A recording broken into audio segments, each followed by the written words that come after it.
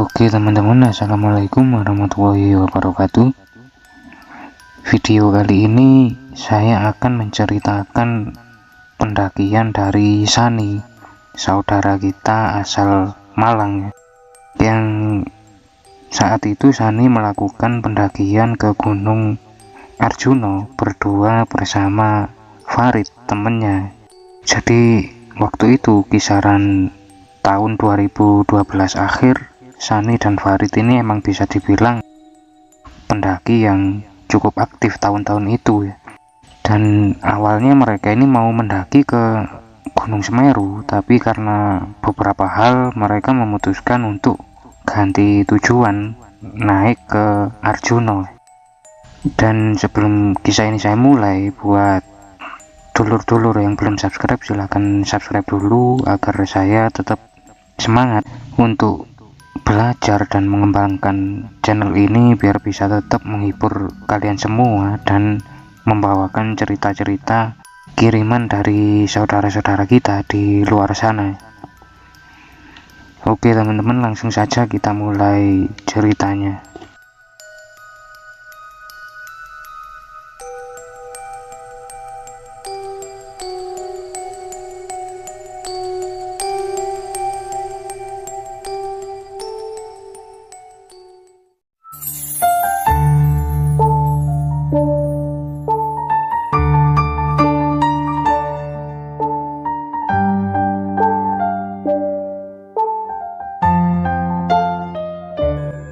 Pagi itu, setelah mempersiapkan peralatan dan logistik untuk keperluan mendakinya, Sani dan Farid akhirnya berangkat. Mereka awalnya merencanakan untuk mau mendaki via Cangar, Kota Batu ya. Yang akhirnya mereka ini sempat istirahat sejenak sekalian sholat Jumat di Masjid An-Nur di alun-alun Kota Batu. Kebetulan mereka mendaki ini pada hari Jumat memang. Selesai sholat Jumat, mereka langsung berangkat menuju ke arah Cangar ya. Tapi pada saat mereka sampai di Cangar, ternyata pada waktu itu jalur sedang ditutup karena suatu hal. Awalnya mereka bingung ini mau gimana, udah sampai di sini, masa mau pulang kan gak mungkin ya. Mereka pun akhirnya karena udah terlanjur berangkat, mereka memutuskan untuk menuju ke arah Lawang saat itu untuk mendaki dari jalur sana. Singkat cerita, sekitar jam 8 malam mereka baru sampai di base camp pendakian Lawang karena mereka sempat beberapa kali berhenti ya pada waktu itu. Dan di sana saat mereka sampai ini ternyata sudah ada beberapa rombongan pendakian ya, mungkin jumlahnya puluhan lah. Di situ akhirnya mereka pun istirahat sambil kemudian ngobrol-ngobrol dengan petugas base camp yang berjaga saat itu. Yang kemudian mereka sambil makan-makan, dan selesai makan mereka memutuskan untuk tidur di area base camp dan berencana untuk mulai mendaki keesokan harinya. Esok paginya sekitar jam 6 lebih mereka mulai melengkapi logistik mereka dengan membeli beberapa tambahan di warung yang ada di base camp. Dan setelah belanja-belanja itu mereka langsung mengurusi maksi dan kemudian sarapan ya.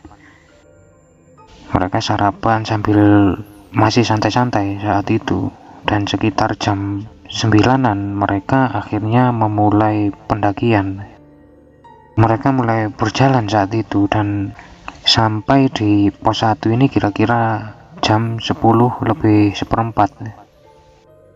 Mereka kemudian istirahat sejenak di pos 1 ini, dan sekitar setengah 11 mereka lanjut lagi ke arah pos 2.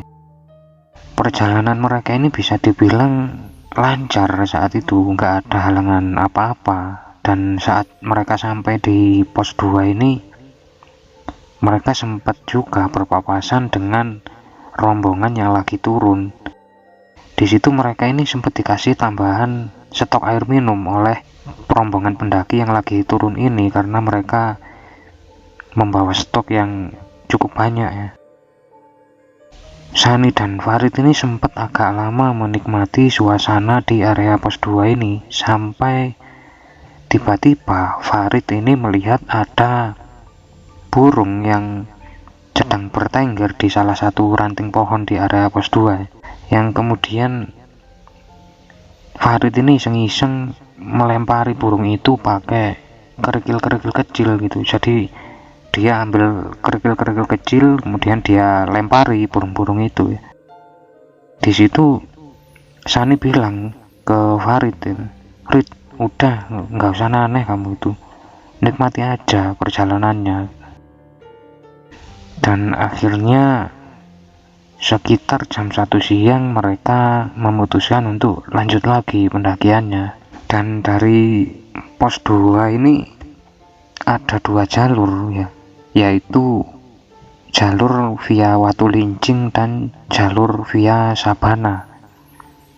Mereka kemudian memutuskan untuk memilih jalur Sabana dengan pertimbangan jalurnya lebih ringan dari Watulincing ya.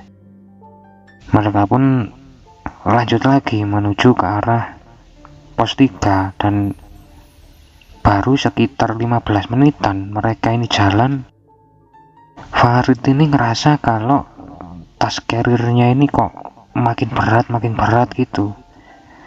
Sani yang saat itu kasihan sama Farid akhirnya menukar tasnya dengan tas Farid ya. Karena memang barang bawaan Sani ini lebih ringan saat itu. Dan setelah menukar tas, ternyata baru beberapa menit jalan Farid sudah bilang kalau tasnya ini lagi-lagi berat gitu loh, sampai dia ini kayak nguat-nguatin gitu loh. Tapi karena pada saat itu mereka ini takut kemalaman, mereka akhirnya tetap jalan aja saat itu. Dan setelah hampir 3 jaman mereka berjalan, sampailah mereka di pos 3. Mereka pun karena kelelahan akhirnya cukup lama mereka istirahat di pos 3 ini, dan lagi-lagi Farid ini berulah. Jadi saat itu Farid ini kembali melihat ada seekor burung yang sedang seperti membangun sarang gitu loh. Dan kemudian dia iseng lagi, dilempari lagi burung itu pakai kerikil sampai burung itu ketakutan pergi kemana gitu. Sani akhirnya lagi-lagi bilang ke Farid ya, "Rid, udahlah, di gunung ini jangan kayak gitu, kamu gak usah aneh lah, kalau mendaki ya mendaki aja gitu, gak usah banyak tingkah gitu." Akhirnya setelah istirahat mereka lanjut lagi menuju ke arah pos 4. Tapi baru saja mereka mau beranjak dari pos 3, mereka melihat ada bapak-bapak yang seperti sedang menggendong kayu. Jadi kayak bapak-bapak yang lagi nyari kayu bakar lah mungkin ya. Yang bapak ini kayak lagi jalan turun gitu loh, melewati mereka gitu. Dan pada saat bapak-bapak ini menoleh, ternyata sosok bapak ini mukanya rata, tanpa wajah di situ. Sani dan Farid ini akhirnya ketakutan, dan mereka segera cepet-cepet setengah lari gitu naik lagi dengan ketakutan banget itu. Mereka cuma naik secepat-cepatnya sambil istighfar gitu loh, aduh ada apa ini kayak gitu. Mereka naik terus ke arah pos 4, dan di tengah perjalanan mereka kembali bertemu dengan sosok bapak yang tadi, yang gak ada mukanya tadi. Tapi posisi bapak ini ada di atas pohon, seperti sedang nangkring kayak gitu. Di situ mereka akhirnya makin panik dan makin cepat gitu loh jalannya, sampai keringetan banget gitu, saking takutnya gitu. Mereka baca doa sebisa-bisa mereka dan terus berjalan naik gitu. Sampai Sani ini bilang, "Udah, kamu gak usah noleh ke belakang, kita doa aja, kita fokus terus naik gitu." Dan akhirnya sekitar hampir jam 6 sore mereka sampai di pos 4. Dan di situ ternyata sudah ada beberapa tenda yang sudah berdiri. Mereka pun lega saat itu dan merasa agak tenang karena di situ ada banyak rombongan pendaki lain yang lagi ngecamp gitu. Mereka pun langsung buka tenda pada saat itu, dan selesai buka tenda mereka akhirnya masak-masak. Selesai masak pun mereka makan-makan dan kemudian sempat membuat kopi sambil ngobrol lah. Dan mereka juga beberapa kali ditegur oleh rombongan lain yang kebetulan juga ada di pos 4 ini. Selesai ngobrol sambil ngopi merokok gitu, mereka memutuskan untuk langsung tidur aja karena mereka berencana untuk langsung menuju puncak atau summit attack sekitar jam 1 dini hari nanti. Mereka pun tidur saat itu sampai tiba-tiba Farid ini mendengar seperti ada suara langkah kaki di depan tenda mereka. Dan gak lama setelah ada suara langkah kaki ini ternyata juga ada kayak suara tangisan dari seorang wanita gitu. Jadi kayak ada orang, gimana ya, kalau bahasa Jawanya ini riwa-riwi di depan tenda mereka sambil ada kayak suara cewek nangis gitu. Farid yang pada saat itu penasaran akhirnya melihat keluar tenda, tapi ternyata di luar ini sepi, nggak ada siapa-siapa gitu. Semua rombongan udah pada tidur kayaknya. Dia kemudian coba lihat jam tangannya, ternyata baru jam 11 malam. Akhirnya dia memutuskan untuk tidur lagi tanpa menghiraukan suara-suara yang dia dengar tadi gitu. Sekitar jam 12 lebih, Sani dan Farid akhirnya bangun dan mulai buat kopi saat itu sambil siap-siap untuk summit attack ya. Mereka pun buat kopi sambil merokok sebentar, sambil makan-makan snack lah gitu. Dan sekitar jam 1 lebih seperempat mereka akhirnya memulai perjalanan menuju puncak. Mereka jalan terus saat itu sambil Farid ini nyanyi-nyanyi, tapi nyanyinya ini nggak jelas dia nyanyi apa gitu loh. Sampai Sani ini bilang, kamu ini daripada nyanyi-nyanyi kayak gitu mending kita cerita-cerita aja bagaimana gitu loh, jangan berisik gitu malam-malam kayak gini kan. Dan kira-kira setengah jam kemudian sampailah mereka di alas Lali Jiwo.